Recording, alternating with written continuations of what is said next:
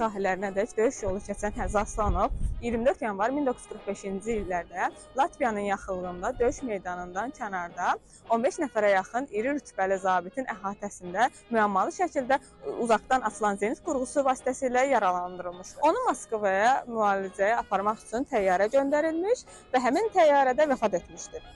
Həzi Aslanova ikinci dəfə Sovet İttifaqı qəhrəmanı adı verilməsində müstəsna xidmətləri olmuş yazıçı jurnalist Musa Bağlıqovun Sərkərdələrin Taleyi adlı əsərində deyilmişdir. Beqiaşvili Həzi Aslanovun şəxsi həkimi olmuşdu. Beqiaşvili ilə Tbilisidə onun evində görüşdüm. O dedi, Həzi Aslanov yaralananda mən orada yox idim. Lakin 5 dəqiqə sonra özümü ora çatdırdım. Vəziyyəti ağır idi. Ona təcili sürətdə təzə qan köçürmək lazım idi. Mən Həzinin yanında uzandım ki, öz qanından 500 qram ona köçürülsün və yavaş-yavaş o özünə gəlməyə başladı. Hətta bizimlə zarafat etməyə də başlayırdı. Onu Moskvaya aparmaq üçün xüsusi təyyarə gəldi. Həzinin xahişi ilə onu Moskvaya qədər mən müşahidə etməli idim. Amma məni zorla ondan uzaqlaşdırdılar. Başqa iştanca göndərdilər. Bu əlbəttə qəsdən edilirdi. Həzi Aslanov ölməməli idi. Yaralanandan 23 saat sonra sağ qaldı. Beqiaşvilinin fikrincə Həzi Aslanov qətlə yetirilmişdi. Həzi Aslanovun qəbri Bakıda Şəhidlər Xiyabanındadır.